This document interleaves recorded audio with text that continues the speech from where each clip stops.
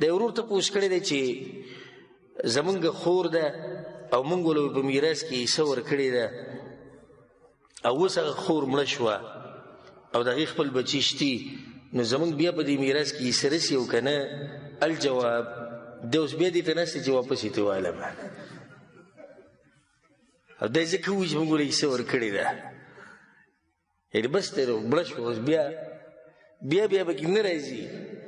دا د هغې مالو او داسې احسان نه دی کړی چا په دې خور باندې چې دا ول الله ورکړې ده دا احسان په چا کړی دی الله کړی دی نو جواب د دې مسلې هغه دا دی که د دې ښځې خاوند یي د دې سائل د خور خاوند یي او زوی یي نو دا مال به داسې تقسیمیږي چې د دې خاوند به څومره سره شي څلورمه ځکه چې زوی شتي باقي مال به چی باقي ټول د دې بچو دی او که د خاوند مړ شوی او زوی او یا بچی پاتې نو مال د چا دی د بچو دی هغه جدا مسله چې صرف لوري خو دې کې دوی چې دغه شتي زوی دی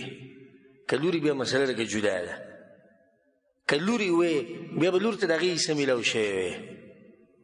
اوس یو لوري ده د هغې ته به څومره حصه میلاوي نیمه حصه نیمه حصه به ورته میلاوي باقي به چېرته ځي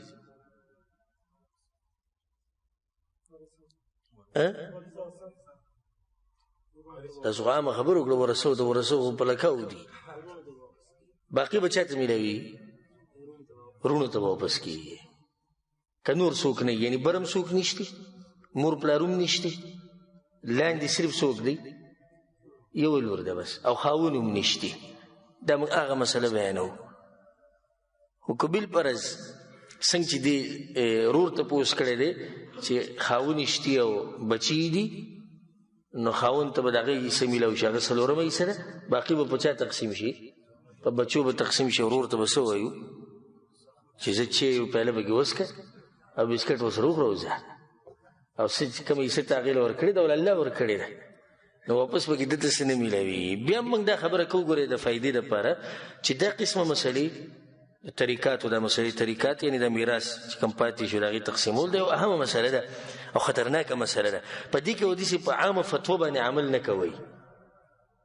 لکه دا لازم دغه علاقې چې کوم عالمي قاضي مشري هغه له به پوره تفصیل وړې اکثر دا څوک تپوس وکړي داسې و یو ښځه مړه شوه او زوی پاتې شو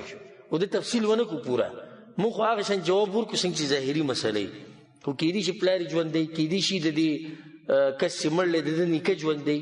نیه یې شتي خپل وروڼه یې دي دا وروڼه یې خپل دي که پردي دي د ټولو مسلو ته کته غواړي د هغې نه بعد بیا یو تفصیلي فتوا شایع کېږي چې وایي دا دې باندې دستخط وشو داسې داسې تقسیم به کېږي نو دا خبره یاده ساتئ